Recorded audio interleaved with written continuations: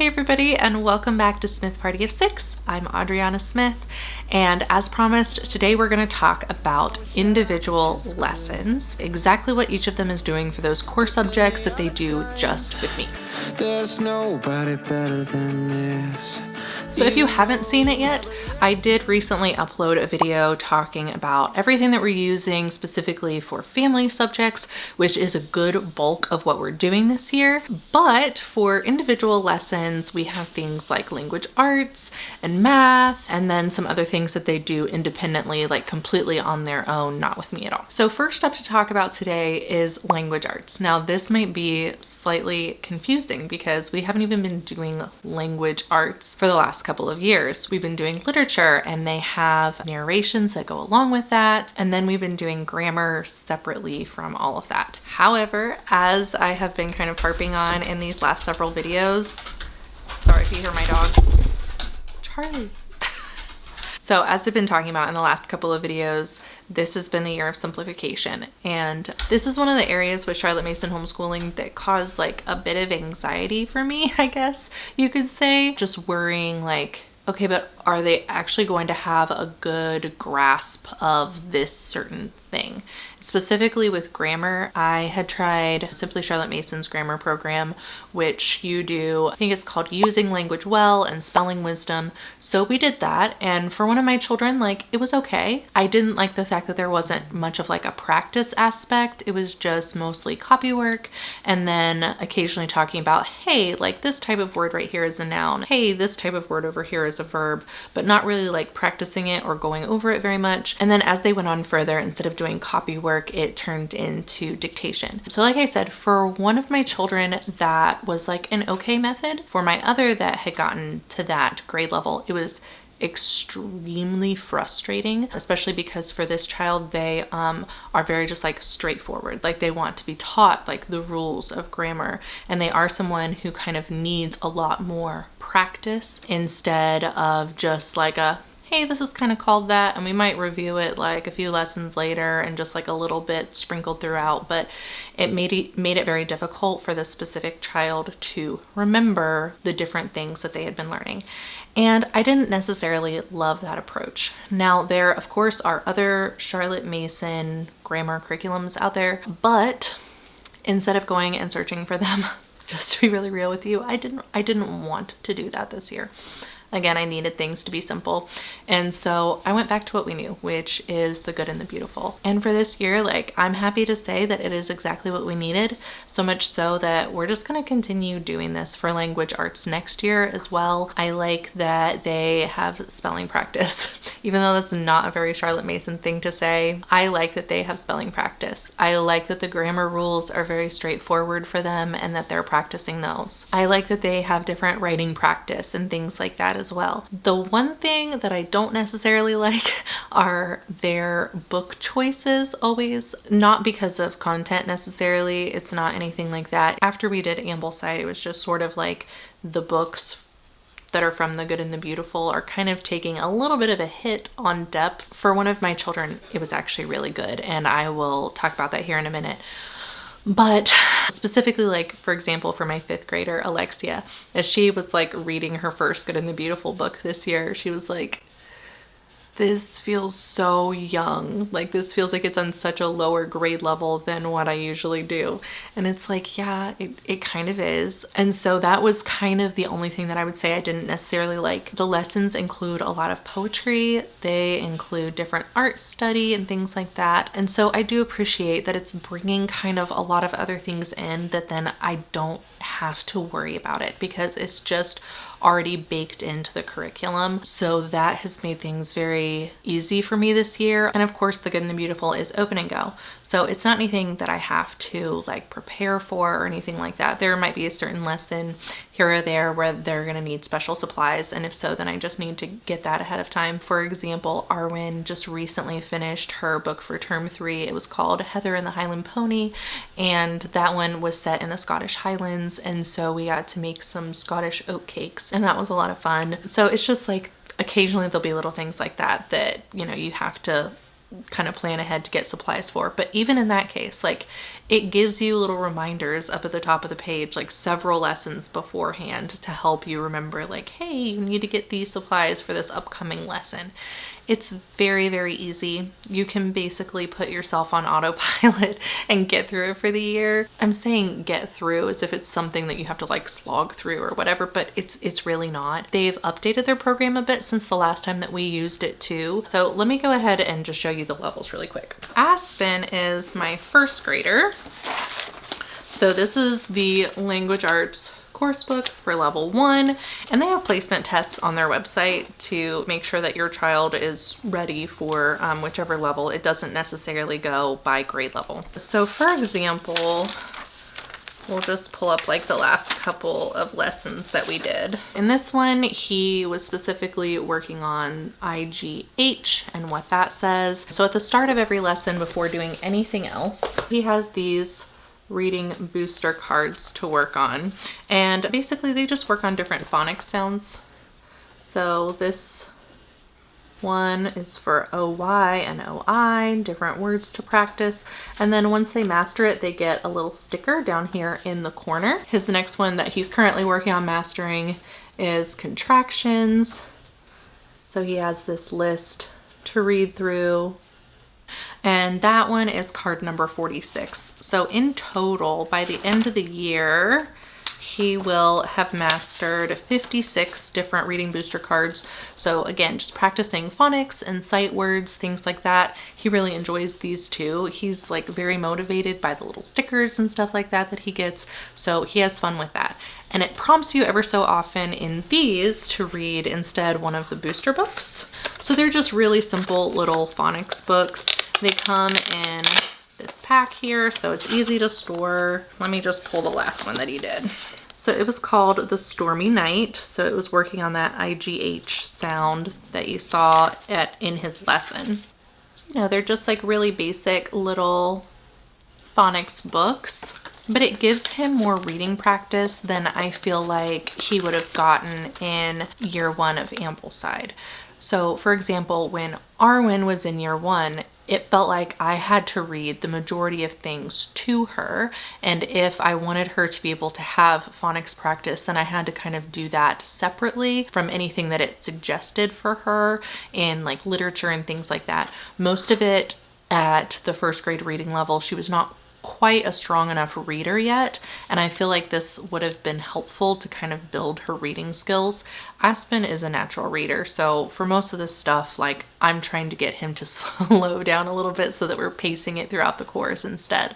But not every kid is like that. For some kids it just clicks, and other kids need more practice. And so I feel like if your child needs more reading practice, this is definitely a really good program to kind of like slowly build on and work their way up to being good readers. So then after we worked on those cards, he had some dictation to do. So it was just 2 different words that both ended in EST. He's been working on suffixes. So he wrote those down at the bottom while I was covering the top up here where I was reading with my hand. He had some sentences where he was practicing words with IGH in them. And then down here, he also had 2 poems that he was working on reading. He had to read each one 3 times. And so when he did, then he got to color in a bubble for each one. For a child also who likes to be very like hands-on type of engaged, I think that this sort of thing is also good. Instead of just like sitting and listening to me reading to you and then you narrating back, that's an excellent skill. Don't get me wrong, my kids narrate different stuff all the time, but I do find that him actually being able to do hands-on things in a workbook does keep him really engaged. I know that the word workbook is almost like a dirty word in the Charlotte Mason community. So I can already feel that some of you have completely checked out, and that's okay. You have to decide what's best for you and your family. I am not personally allergic to workbooks. Do I want to do everything just workbook style? Absolutely not. But if it has a purpose and it's serving that purpose and it's working well, then I also say, why not? So then after the lesson, they also have independent practice. So for this specific one, he was listening to a chapter in an audiobook, and it has like a little picture down here that they can color while they listen. And then after that, he was doing something called spot the syllables. So he had to mark whether the word for each picture had just one syllable or two, and then he had to find the syllables up here and write them with each of the pictures that they would go with. So again, it's practicing things like syllables, it's practicing spelling. And I will say that 2 of my children going into this year were not particularly great spellers, but through working with this program and all the focus that there is on spelling, it really has helped a lot. Again, I know that that's not a popular thing to say in the Charlotte Mason community. Most of the time it's just kind of like, well, you get spelling practice through reading good literature, and you get spelling practice through copy work and dictation and that sort of thing. And I think that all of that is great, but I do also think that sometimes there is something to be said of just practicing spelling words, and spelling words that are age appropriate and that their minds are actually latching on to.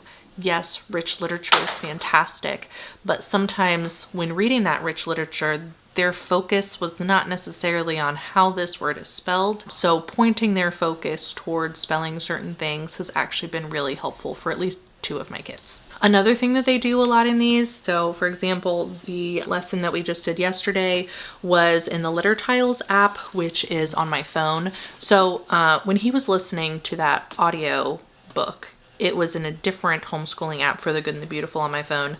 Then they also have the Letter Tiles app that they work with for different spelling practice and things like that. So that's another thing. It's kind of like the lessons have a lot of different variety. It's not just like they're doing the same thing all the time. It doesn't kind of become humdrum and boring for them. It's like, oh, today we're gonna bake something. Today we're gonna read and do a spelling lesson. Today I get to do the Letter Tiles app on mom's phone. Oh, today I get to listen to an audiobook. There's lots of different variation, whereas like if I was trying to put all that together myself, that would be exhausting, but the Good and the Beautiful makes it really, really easy. So that was 1st grade. Now on to my 3rd grader. So here's what her book looks like. Recently, she started working on prepositions. We're almost to the end of this book now. So she was working on prepositions. The first thing that we did in this lesson was read from her reader that she has with me. So there are 4 different chapter books that they read with the parent throughout the year. The first one that we did was Timothy of the 10th Floor.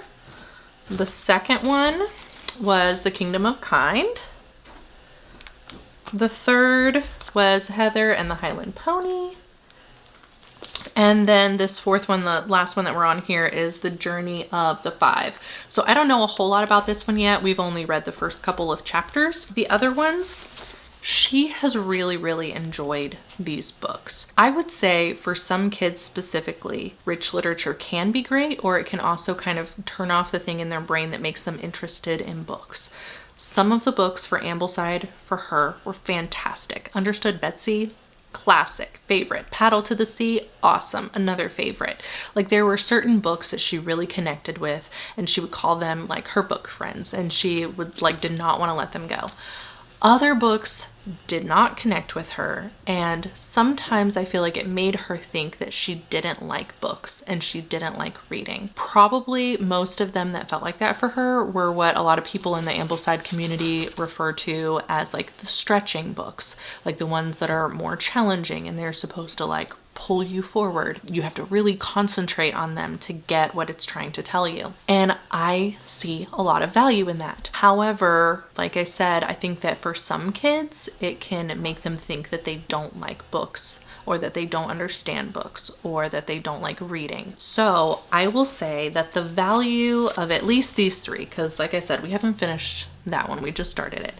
The value of at least these 3 is that she was engaged the whole time. She understood the story and she enjoyed the messages that were in it too. Also, they give like fun little options for different things that you can do at the very end of the book. So sort of like an exam of the book. And what she's chosen to do so far has been like video reviews. So like I set up my camera that like I make my YouTube videos with, and she is talking to the camera and giving her whole book review as if she had like a YouTube channel. It's been really cute. She has enjoyed doing that a lot. But I've really liked a lot of the different topics that have been brought up in these books. I will say they're not super deep. I would not refer to these as rich. However, they are good conversation starters, and also just things that open up her mind to different perspectives that maybe she wouldn't have known before. So for example, in Heather and the Highland Pony, the last one that we had finished, number one, it was set in the Scottish Highlands, so in a completely different place from where we live. And she was also studying geography in her language arts that went along with that. So that was great too. But one of the big things in this book is that the main character actually has dwarfism. And so she got to experience things from a very different perspective than her own and form connections with this character who was very different from herself, which I think really grows empathy and compassion for other people. And it ended up being one of her favorites for the year. I'm really sorry if you hear all those sounds in the background, by the way. That would be my washing machine because things are getting cleaned right now. But yeah, so all of these have really good things to talk about throughout them. Honesty is really emphasized in a lot of them. Perseverance is really emphasized, kindness, different things like that. So these aren't the only literature that she's going to get throughout the year, because of course we have our family literature, and then they also separately have their own independent literature, which I'll talk about here in a little bit. So I bring in some richness in other places, but I also see that there's value to these, and I'm glad that these have encouraged her and that they've sparked different conversations too. Okay, so then every day after she is done reading whatever chapter, then she moves on to her actual lesson and lesson practice. So for this one, there was an optional video, or we could just go through this lesson ourselves. So on this one, she just wanted me to go through this lesson. But for any of the ones where there's a video, because some lessons have videos that aren't optional, so that is also in the app on my phone. The videos are well done. They explain different grammatical concepts. So I like it because sometimes it's also good, I think, for them to hear something being taught by someone who isn't their mom on everything. So that's actually been kind of nice. And then after we go through the lesson, then there is some practice down at the bottom for her to work on whatever she just learned. Also, a lot of times there are paintings and things like that brought in to the lesson as well. I will say you don't necessarily get as much of a connection to who the artist is behind it. You might learn some bits and pieces here and there about certain artists throughout, but not all of them. And you're not necessarily forming that same connection like you would be if you're focusing on like one artist for an entire term. For an example of her independent work, this one happened to be a survival guide, because that's the theme of this unit, is forests and survival information. So she had one of those, and then like a little writing assignment over off to the side. And then every other lesson, she has spelling practice.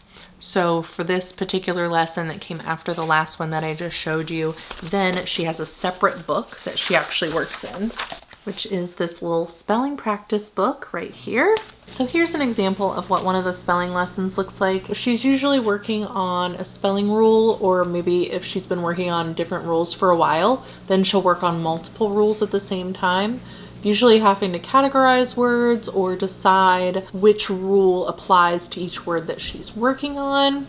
For this one, there was also like a sentence dictation down at the bottom, and it gives them a little checklist to remind them certain things to look for, which is nice instead of me trying to give verbal reminders about sentences always start with a capital letter, they always end with a punctuation, that sort of thing. There's always a little bit more practice on the back. And then for this one, she also had a letter tiles activity. I also like that in their main book, they get creative writing prompts as well. It's like here, she had a creative writing assignment. I just really like that the Good and the Beautiful's language arts curriculum feels very well-rounded. They're getting introduced to lots of different things while also still really getting those spelling rules down and the different grammar rules and things like that down too. Okay, so just really quickly, I'll get ready to also show you the 5th and 6th grade books. So this is Alexia's 5th grade book. So for example, in this lesson, she was learning about forest biomes. So she was reading all of that information to me. And then after that, she started on her independent work. So in 5th grade, they have like a little bit with the parent, and then they have much more that they're working on their own. So for her independent work, she had some different sentence diagramming. She had to work on her unit ladders for a few minutes. So those are things that are like state capitals, provinces in Canada, different things like that, that they are just kind of memorizing. She was working on idioms and context clues. She had an assigned reading and then had to answer some questions about that. And then afterwards, they always in 5th grade either have a writing workshop or a spelling workshop after each lesson. So this one was talking about the structure of stories. And then at that point, she had to actually come up with a couple of different story ideas and get ready to start the story writing process with one of those. Like I said, with our ones, sometimes they'll have like little fun kitchen related things. So in this lesson, she'll get to bake Black Forest cupcakes. I was trying to find really quickly one of her art projects for you. That's one of the things about the 5th grade book, is that it also comes with an art book, and it will give prompts for different art projects to do along the way. So they'll have a prompt like this that tells them where to go in their art project book. So for example, for this one, she was doing a watercolor of a spectacled bear. At another point, I know that she has done a sea turtle. I think maybe a lighthouse was one of them. I don't remember all of them, but she's had lots of different opportunities in there to do kind of like these step-by-step, more intricate watercolor designs. So that's been really nice too. This curriculum really brings in kind of a lot of different elements. And then during the course, she has different books that she's reading as well. So the one that she's reading right now is called The Clockmaker's Son. All of these are things that she reads on her own. It's just an assigned reading during her independent work. And so I'm not exactly sure how any of these stories are. Like I said, the one at the beginning of the year, I think it was kind of jarring for her because she was used to Ambleside. And then so reading that first book this year was a little different for her. She did complain that it felt kind of younger than what she was used to. So like I said, I do still do separate literature for them, but they have assigned books from the course as well. And then the last one is this level 6 book. The majority of the stuff in here is stuff that he does completely on his own. Every day I'm basically just doing spelling and dictation with him. So when he misspells a word during dictation, it comes over here to this spelling words practice page toward the beginning of the book. You see that we have all these marked out. They're ones that he has practiced and got marked off of his list. So every time that he comes across a word in dictation that he doesn't know how to spell, then it gets written down there and he is able to practice it until he does know how to spell it confidently. I really have liked that it's not just like we forget about those words that he doesn't know how to spell. There's something that he is able to frequently practice. There was also toward the beginning of the year a biography about someone's life that we were reading together, but then as the year went on, it's like we had less and less actually together. So now it's that we just have spelling and dictation together, and the rest of his work he does on his own. So he works on sentence diagramming too. He also works a lot on different vocabulary, reading assignments that he has. He's had to write a couple essays this year for the first time. Not anything crazy, but just kind of helping him to understand the basic structure of academic essay type writing. There are also different paintings and things throughout this book that he gets to look at as well, just like with the rest of the Good and the Beautiful levels. He's also had different art projects throughout the year. So far, I think most of them have been focused on pastels, so that's something that you'll need for the level 6 course book. I also love all of the pictures that they include, like from different places around the world and different types of wildlife that we might not necessarily have. They always kind of bring in that element of geography, even with their language arts. So any of the assigned readings for him will come from the level 6 reader that they have. And then he also read Little Lord Fauntleroy by Frances Hodgson Burnett. Okay, so aside from language arts, the big one that people keep asking me about is math and what we're doing for math this year. So if you guys have seen some previous videos, then you know that I really enjoyed the math that we got from Simply Charlotte Mason, which is the Charlotte Mason Elementary Arithmetic series. It's always a mouthful. It was just very simple, straightforward, math that was very mastery based. You learn this thing, you move on, the next skill kind of builds on that type of approach to math. The amount of practice problems that went with it always felt great. So it was something that we were really enjoying. The one thing that I started to get kind of burnt out on was just how parent heavy that it was, how teacher heavy. So this year we did do something different. So we had started out with the Charlotte Mason Elementary Arithmetic series, and I still absolutely recommend it. We might even still kind of use it a bit as we continue to go forward. However, Khan Academy has been my saving grace this year. The videos are so helpful in just really breaking down and explaining each new concept. And then after the videos, there's practice problems that they do. There's little quizzes along the way. At the end of a unit, they have a test to see if they've mastered it. They get energy points as they go throughout the lessons, and then they can use those energy points to like level up their little avatar that's next to their name. So all of it sort of almost feels like a game to them, and they're being rewarded for the math that they do every day. And honestly, this has been the least frustrating year of math ever. So we're definitely going to continue to use it. The one thing that I don't like is that it is completely online. So like there's nothing hands-on necessarily that they're doing with the lessons. And if I want them to do something hands-on, then I have to pull that and do it myself, which is fine. We've had to do that for a couple of lessons. For example, when Lexi was learning about measuring angles, then I just pulled the protractor that we had so that she could learn to measure angles with that as well, instead of just the one that was on the computer. Or with Aspen and adding and subtracting, sometimes I go ahead and pull our base 10 blocks that we have so that he can use those as manipulatives, just different things like that. But yeah, I just really like his videos. I really like the explanations. It's been nice to not have to do all of the teaching of the different math concepts, because I'm somebody, I think I've mentioned in other videos before, like I'm somebody who's just naturally math minded, like it just clicks for me pretty easily. So then if something needs to be broken down for my kids, I really have to think about, okay, how can I break this down for them? Which is fine. That's part of being a homeschool mom, is figuring out how to break it down and help them out. But if there is another resource that helps me do that, then that's also awesome. So we've really enjoyed Khan Academy. Oh, the best part of it, I didn't even mention, the best part is it's free. It's completely free. If you want to donate just to help out, then you can. Otherwise, it's free math, and it's good math. So yeah, we really like Khan Academy. Another thing that I used for math this year that was really, really helpful, I just used it for Arwen, our third grader, was musical multiplication from The Good and the Beautiful. I don't even know if this is still available, still a product anymore, but I'm glad that we have it, because the multiplication facts were just not clicking until they were put to music. And so we have really, really enjoyed it. I'll show it to you guys. So it's broken up into 4 different sets. So set A, set B, set C, and set D, that kind of grow in difficulty as you go along. None of them are like ×1 or ×2 or ×10 or ×11, because those are kind of the simpler multiplication facts to learn. Each multiplication fact has its own little picture, and then it has a song that plays along with it for you to memorize it. So 3 × 3 is 9, 9 monkeys on a vine is how this song goes.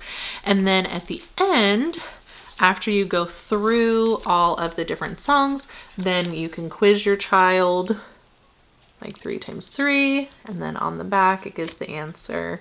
So anyways, all of the facts that they practice are in the back of each one. This has been the best thing to teach her multiplication facts. Like I said, it just truly was not clicking whatsoever until we started practicing with these, and now she's got them all down. I will try to check before I upload this video to see if those are available anywhere on their site, and if so, I will have them linked down below. Anything that I mention, as usual, I'm gonna link down in the description box. Okay, so other than that, the only thing that they really do with me at all is some of their geography that's a little more like map drill related. So for the older two, we are still working in West Virginia on the different counties and things in West Virginia. For Arwen, who's in 3rd grade, we're working on the state parks of West Virginia and West Virginia rivers, and Aspen is working on the 50 states. So I've kind of just broken down the ones that I've wanted them to learn about into bite-sized pieces, and then we work on different chunks of it kind of throughout the year as we go along, and they have their own personal maps where they keep track of the ones that we've learned about and memorize where they are, that sort of thing. anything other than the state parks. I don't have her memorize where those are. At exam time, as the state parks exam, she just has to tell me what she's learned about at least one of the state parks that sticks out in her mind. And I figured with doing a study like that, she's kind of like getting a taste for our state. Like, it's not just memorizing about boundaries and chunks of where things are. There's a time for that, and she'll learn about the different counties of West Virginia eventually. But for right now, I was kind of trying to have more of that like connection with the state, like what it's like as you travel to different parts in our area. Okay, then next up for literature. Each of them has their own individual literature that they do as well. Aspen, since he's in first grade, he does literature with me. The rest of them all do their literature independently, so they're things that I assign them separately on their own to work on when I'm with other kids.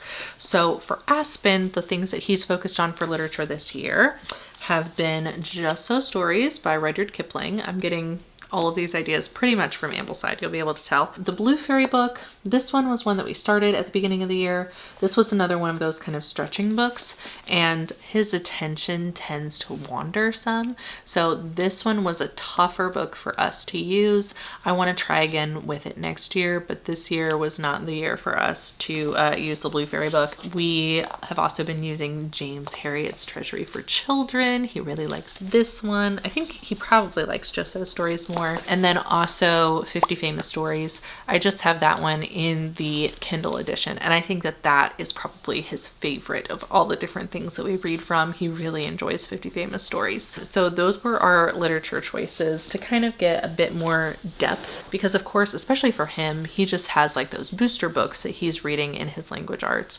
So it's nice to actually have some good literature in there too, besides just what we're reading as a family. Arwen, okay, let me pull up really quick her student schedule, just because by the end of the year I don't remember all the books that I chose for the year for them anymore.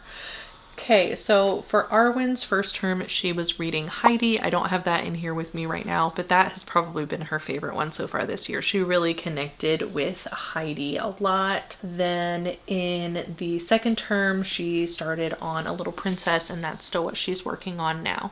So I didn't want to overdo it. She also has her own personal reading books that she is doing throughout the year. She's been working through the first Harry Potter book. I don't remember the other books that she has up there. I think one about horses and one about dogs. I can't remember. Anyways, so she has her own like personal reading stuff too. But as far as literature, again, this was a year that I did not want to overdo it for her. I just wanted her to enjoy and gain more confidence. And so far that has been working really well. Okay, so then for Alexia's literature this year, I kind of had them on a similar track as far as their literature stuff, just because there were certain ones that I felt like were kind of precious to girlhood that I wanted them to experience that they hadn't yet.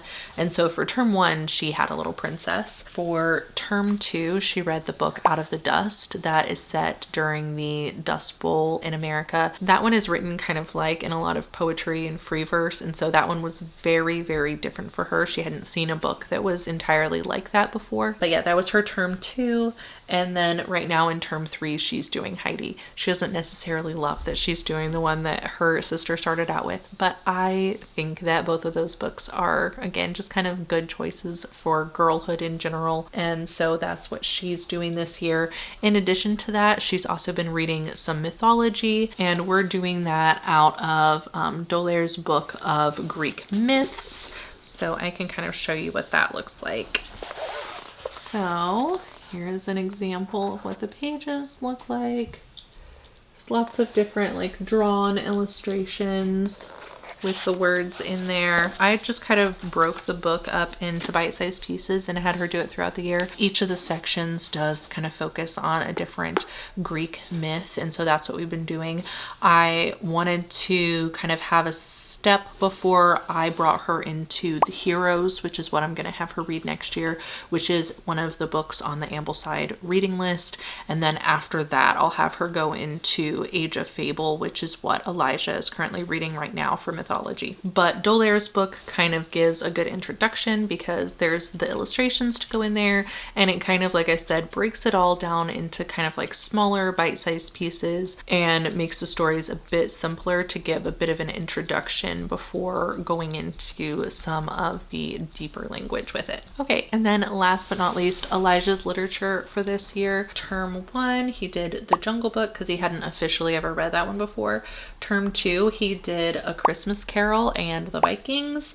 And then term 3, he is working through Oliver Twist. And like I said, he's also doing mythology through Age of Fable. I don't have the book in here with me right now. I think he has it up in his room, but that is what he's working through right now. So then aside from literature, of course, they all have different independent things that they go through. So every day they're either working on handwriting or copy work. All of their handwriting books are from The Good and the Beautiful. Here they all are. We like theirs as far as like learning print and cursive. So for example, this will be Aspen's next page. He's working on the letter N, forming it nicely. Then he'll have different words that he has to work on, a sentence down on the bottom, usually something to either draw or color. And that's kind of similar for all of them. So like on this one, Arwen wrote her name. She had to trace this. And then she has a picture down at the bottom to color. And this one she'll have a sentence, numbers to write, and then a picture to draw. And then I'll just show you something from Elijah so you can see what the cursive looks like. Okay, here is one of the cursive practice pages. So they all follow a very similar type of format, but it kind of changes based on level, you know, what they're working on. So for example, with Aspen, the letters are larger than they are for Arwen. So it's working on getting her to write smaller, but still neatly. The older two are working a lot on cursive, while Lexi still focuses a good bit on print too. There's some print in Elijah's, but it's mostly cursive. So each of the levels just varies a little bit. I've always really liked their handwriting curriculum. I think that it's really good. They also work on piano every day. We're doing that through Hoffman Academy. Again, that is a free resource. Next year, I might get the premium just so they can also get the books to go along with it. But for right now, like starting out, it's a really good way to have free piano lessons. The only thing is that you as the parent kind of have to pay attention to their hand placement, kind of how they're holding their wrists and their arms, making sure everything stays nice and loose and doesn't have like a lot of tension. But other than that, I mean, it's really great. They've learned several songs. Even Aspen, he's very interested in learning Hedwig's theme from Harry Potter, so he's been working on that. But yeah, they all really like doing the Hoffman Academy lessons. He just does fun little videos that they can watch and practice along as he is teaching them different concepts for playing. So if you're on a budget, I definitely recommend it. They also have recitation poems that they work on, so I still choose those from the Ambleside Online Poetry. I was at the beginning of the year still doing the poetry from whatever year that they would have been in. That was one of the things that ended up getting cut, but we do still do recitation from whatever year they would have been in. Next up, they do typing. So the only typing program that we've ever used is the Good and the Beautiful's typing program. It's just a book that they set off to the side and they look at as they are practicing typing.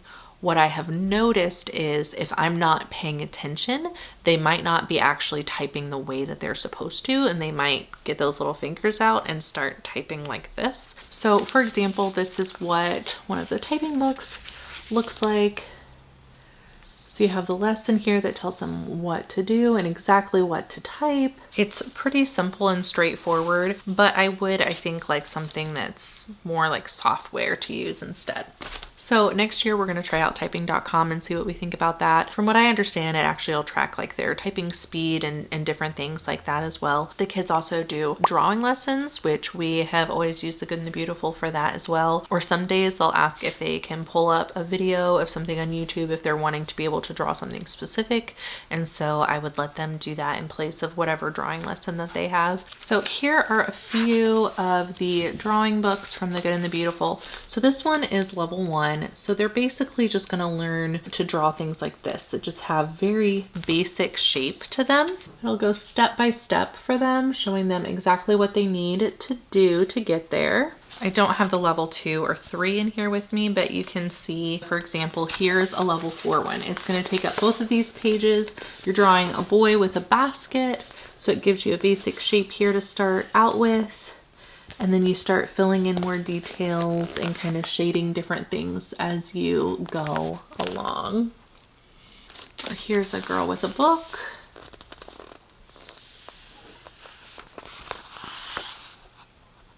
And then in book 5, everything gets a bit more intricate as well. So this one is just entitled A Happy Girl. See, we're adding more background details and things like that as well as we go along. But those focus kind of more on like vintage images. So again, there are times when they might want to draw something specific. And so I tell them that they can go ahead and pull up a YouTube video of it either on our TV, or they'll have like a tablet that they can use as well to pull those up. Then all of our kids, aside from Aspen, also play chess. And so Arwen is in 3rd grade, which is the year when they actually start learning different chess principles. So for that, we use Easy Peasy All-in-One Homeschool. They have free chess lessons online under their thinking tab. And then since the older 2 have learned how to play, they often will just play each other in a chess game, or sometimes they'll ask if they can play against the computer. We just like to kind of keep those skills sharp and keep it honed. It's good for logic and thinking reasons as well. Then for the older 2 this year, I also started having them do a current events article each week. So they find something in the news that is currently happening and they type up their own kind of written out narration about it. The other option for them is that this year we've also become pretty active in going to our city council's meetings. And so if they decide to take notes during those meetings on the weeks when they have city council, then they can use that in place of their current events article. I just like to kind of start training and honing those skills of paying attention to what's going on in the world around you, and also kind of like how to sift through news articles, how to realize bias that might come from this news source versus the bias that comes from this news source, and then trying to kind of discern what the truth is from both of those like opposing viewpoints of the same event. And then last but not least, Elijah specifically wanted to focus a bit more on STEM this year. I'm actually going to be making a video very soon. It'll be my next video about some different STEM stuff that he's been working on. You know that we really like Make Block. I've made either 1 or 2 videos focusing on Make Block before. And so the majority of the time when he is working on a STEM project, which is once a week, whether it's working on building a robot or coding a robot, that's what he's been doing a lot this year. All right, guys, but that is a wrap. Let me know what you think down in the comments, and I will catch you guys next time. Bye. Except for that first